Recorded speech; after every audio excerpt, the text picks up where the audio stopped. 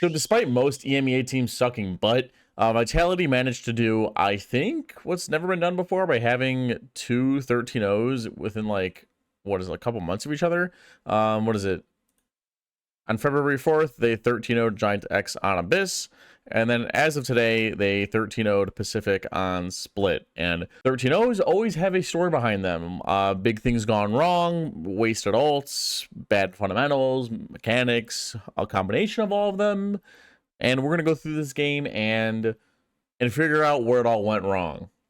So starting a pistol, something interesting that I want to note is that we have 4 Sharifs here. And I don't think this is naturally like a bad thing or the wrong thing to buy on pistol, because I think a lot of people overrate abilities on pistol round. At the end of the day, this is attack FPS, and whoever shoots the other person first wins. Whoever kills the other person first wins. And the Sheriffs do a lot of damage, especially on pistol.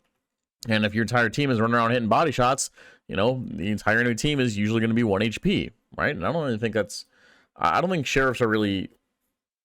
I don't think they should be frowned upon like they are, right? And especially if your signature is like the strongest part of your kit. Like Viper's Wall is probably the strongest piece of her kit. Raises Nade, especially on Split, is the strongest piece. Fade's Haunt, again, strongest piece. Neon Slide, probably broken, needs a nerf. I don't know how it didn't. So we're going to go through this round, and as you can see, Vitality are starting 5A, and on ramp, we have a high-low double Sheriff. Anybody who crosses this line is probably going to die without the help of this toxic screen. So the offense, they have waited out. They're done waiting out any haunts or anything, so they move up. Yampy gets in a position to throw his haunt, swings. Durga hits 2 incredible headshots. Absolutely insane. I do think that Pacific probably could have killed one more, but then again, we're running around with Sheriffs and we're body shotting everybody. Obviously, those are body shots, but like this gun is very strong, especially on pistol round, the most important round of the game, right? Now, here's where the mistake comes in. So Vitality, they run into sight, they plant the spike. The defense, they retake ramp, but they don't really seem to reconsider what happens or what could happen in screens. All right, so Vitality cleaned up the pistols pretty nicely, bringing us to Pacific's first full buy. The offense, they're going A, and you're going to see in a second a pretty weak attempt at trying to defend A. I mean, we have a star here, and it looks like our Neon wants to try and take a fight, but as I play the round, just watch. The offense are going to walk up, they're going to send up a Prowler with their Neon. CNet kind of like half peeks and then like runs away, but it's like, I feel like if we're popping the star right away, we want to be like holding the smoke. I guess the Prowler got through before he could do anything, but I don't know. I just don't understand the purpose of this having the star here if we're not going to fight for the setup. Whatever. We end up giving it up regardless. So we end up giving it up regardless, and the offense are taking sight, right? They're storming in. We got double satchels. We got the stun. We have the haunt. We have the smokes. We got everything. We see an immediate push from Durka to take spawn, and we just saw 2 ramp. This makes a whole lot of sense. We saw 2 guys here. Try and take the extra space. Try and catch the defense off guard. It's not a bad plan. So now the defense, they are holding ramp. They're going to try and retake ramp and kind of like this A main space. And if you look at the minimap, it looks like we're not ready for this screen's peak again, right? And they just did this like last round. Now, thankfully, CNet ends up cleaning up too, right? We weren't ready for the screen's peak for some reason, even though we just did this. We just saw this on pistol round, and we didn't clear this cubby, or didn't even look in this guy's direction. CNet bailed us out by getting 2 big kills, and now it's a 3 versus 3 on site. Now, this isn't like the worst situation to be in, right? It's still winnable. We still have smokes to the fuse.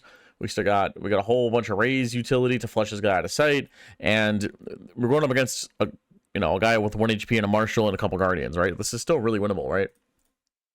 So I'm going to fast forward a little bit when it comes time for the retake. We're going to double smoke off A main and ramp, so these players are completely locked out of the retake, allowing these 2, with their Phantoms, by the way, to trade out Yampy, who stole a backside. But watch the minimap as they go for this retake. So I hit play. Raze is going towards the spike, but Viper's running at Yampy. So, or at I probably said the players' names wrong, but they're just separated. Yeah, Yampy. And then this puts, Yampy and Cupert in a 1v1, and they lose. I mean, literally, if these 2 players just stick together, they win this round. So, yeah, that's not good. And now, obviously, I don't want to like clown on Pacific. They haven't won a series all season, I'm pretty sure. They haven't won any games at all. But this round, it just seems like our brains kind of like turned off a little bit. So I'm going to go ahead and skip ahead a little bit. We applied pressure A. We're going to come back to mid. We're going to exchange smokes in mid. We have our attacker smoke that makes mid hard to hold. Then you have an omen smoke in mid. There's a bunch of stuff happening in mid. I'll raise a solo on this A line. So the defense are actually in a pretty good spot. They have Raze saying that there's absolutely nobody A and that we could stack mid and B. And we also have our Neon Op, our CNet Op, probably one of the best oppers in the game. Our Fade Prowlers B main form. Tags Raze, but doesn't feel confident peeking. Again, he's on a pretty good angle. The Prowlers, again, chunks Sayonara for most of his HP, right? So the offense are calling, oh, they pushed B, so we were in response, take B Heaven. That's a pretty normal response, right? And then you're going to see Cupert, he's going to walk into B Heaven, and he's kind of just going to have a brain fart, I think. Yeah, so I don't think as Asher we should be just lazily, you know, just drifting out into the open. We're not chamber. Yeah, and it's especially weird too because we have full info on A. We know it's not A. They could be in vents, right? And they probably are somewhere near B main and Heaven, right? So like to be out here like this is confusing. I feel like playing on Rafter and like I guess holding Heaven could be a better idea, or maybe Fade was like holding B main and well, I guess B main's clear too. Right, B main's clear, we're holding A, and then we just die out in the open in Heaven. And then that's our smokes, by the way, so now the round is a lot harder to win. Then we whiff, unlucky, it happens. Asena's been getting a lot of flack, I've been reading comments and stuff, and I think it's a little overtuned. And then Durga just goes crazy with the Neon ult. So now this round, this is right after a timeout, and Pacific are losing so much that they're able to buy again, and they have a couple to play with, right? And I just don't know what CNet is thinking in this round. I do think the CNet hate is a little forced in some of the things I've been reading, but this play is definitely questionable. So the defense started with 3A. We end up leaving our CNet Neon with the Judge, by the way, on A, which is fine. I think the Judge is good for like 1, usually 2, then can get out. But the issue with the angles on A is that if you're playing Judge, you can't really like play up against this wall because the attackers are going to see you first. You can't really play here because good attackers are going to see you first. You could kind of play here, but I don't know, it's a little awkward. So once the smoke fades, you know, CNet doesn't really have a place to play. And you don't really want to jiggle out as the Judge because you don't really want the attackers to know that the Judge is there because it kind of ruins a big piece of it. So Raze is going to come back over, and the offense are going to walk up ramp, and 7 is just obviously holding. Or we're just like in a standard setup. We're clear B main. Okay, we know it's not B main. A Fade shows a shoulder. We satchel, and then we actually get a kill. That's really big, right? But then for some reason, look at CNet. He has a Judge, and like unless there's like a bit of utility I missed where he threw something, he like stunned or like. No, he just kind of walks out into the middle of main, walks out into the middle of the open, as you can see slowly if you look to the bottom left of the screen. So that's a pretty big, I don't know, I think that's a pretty big, why are we fighting this? We don't have like a rifle. We don't have like something to actually close this distance. They're here and here, not here. So I don't know. So and then after that kill, the offense, Chronicles and leak out towards site. Catch a 7 off guard. I don't really know how we're catching him off guard. This is definitely just possible. And it's just cooked. And then something happened in B main. And then obviously I was concentrating on the minimap. We decided to double push B main. And then Durka Sayonara just goes insane. So yeah, not looking good. Not looking good. And then this round again, we have a little bit of trolling going on. So 2-2-1. The defense pretty early in the round are going to try and snuff out this A main space after losing B main. The Boombot goes through. There's a smoke. Astra obviously doesn't know who's in B main. So the defense want to get proactive, and that's fine. The offense are prowling mid. They have a fat smoke that makes mid hard to watch, so they need to get info somewhere. The honk goes off. It doesn't see anybody. The defense want to try and push and kill this person who's usually holding the flank. So the prowler goes out, latches onto somebody. It sounds like only one person is there, right? 7's going to satchel out. Profit just hits an insane shot, gets traded out, and now normally trades obviously favor the offense. 1-for-1 trades favor the offense, but Pacific got a whole lot of map control. That's a whole lot of info, and I think that's pretty worth. So Viper and Viper and Fade are going to walk down here, going to look for more kills, look for more space, and Chronicle's sitting back here. They don't expect him, and they realize, okay, we've overstayed our welcome. Let's back up, right? So what is the setup that they fall back to, right? Like, what is it? Are they going to leave one here and Viper goes away? Or maybe they're worried about, like, a mid timing somewhere. We saw Viper looking towards, like, spawn or something, towards vents. Maybe there was a timing to be made in vent. Yeah, it looks like it. They're worried about the vent smoke, right? So the setup that they end up opting for is going to be this I don't know what to call this. I guess they double up on the left side of ramp.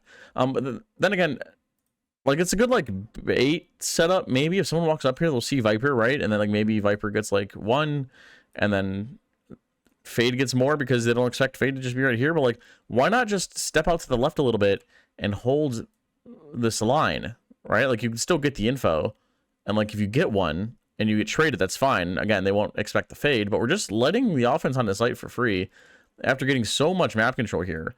Like, yeah, we're worried about vents, but if we're worried about vents, why don't we just clear this out?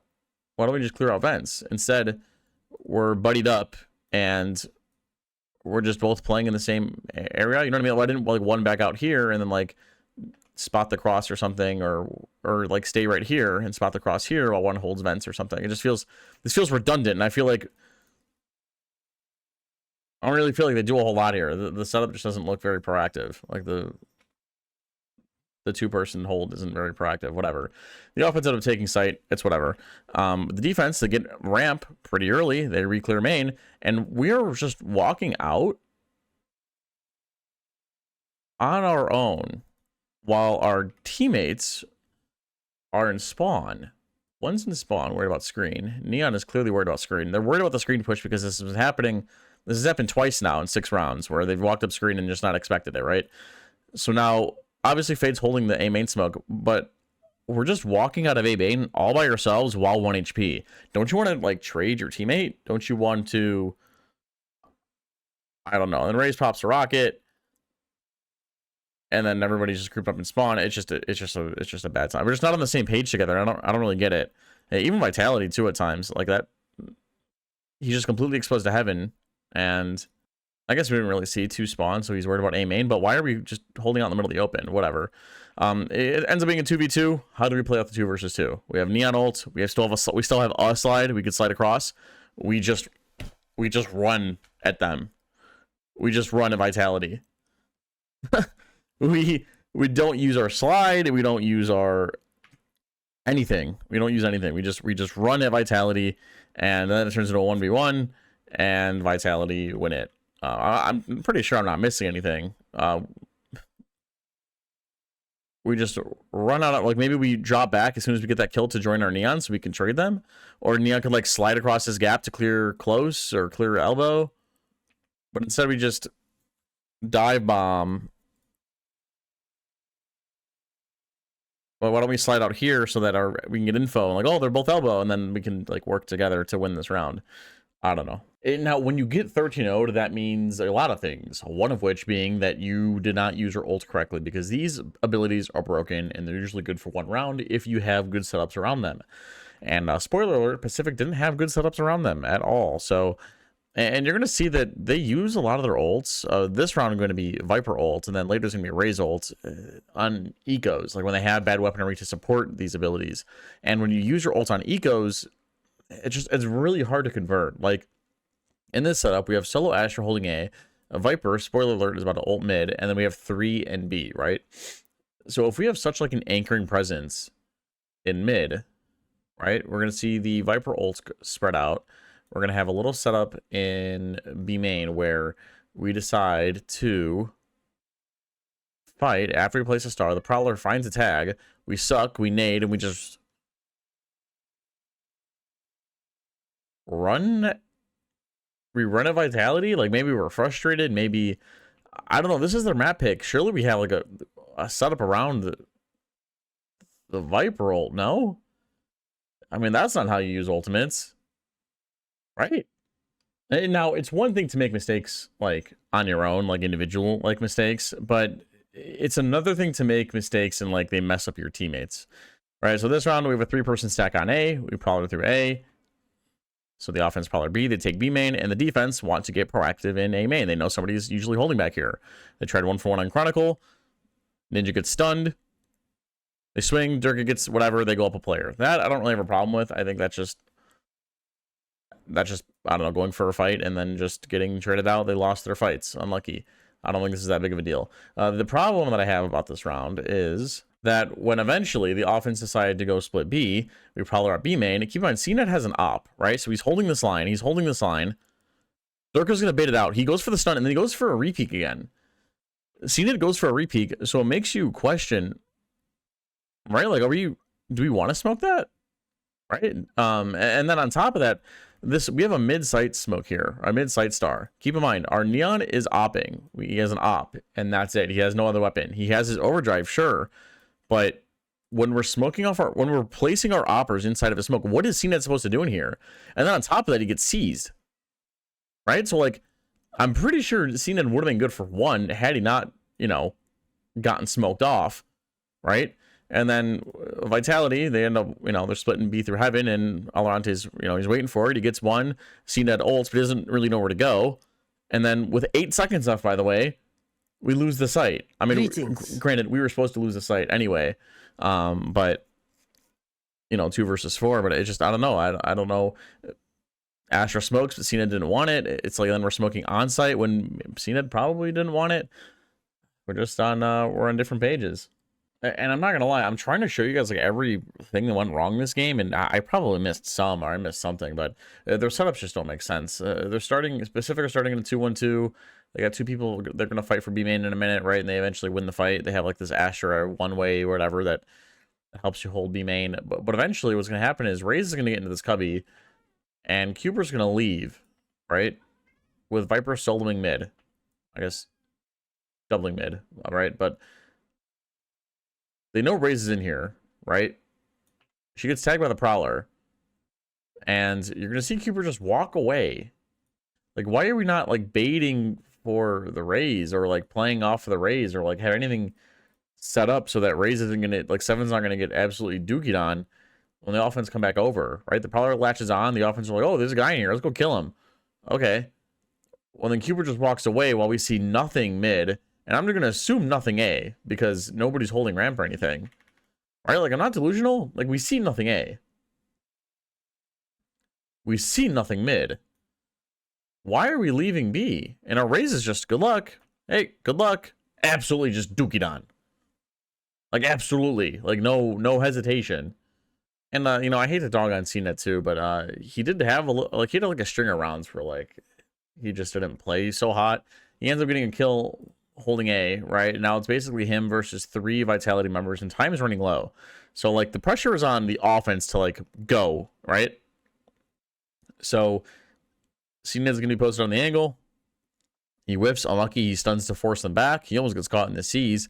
And then it's almost like, I mean, yeah, I don't know. He just gets sat down. And, I don't want to, like, add on to what I'm reading, but it's just like, he had, like, a string of rounds this game where he just did not look like CNet. Like, he was whiffing shots. There's like a one-op shot that I'm thinking about right now that he missed, and I don't know.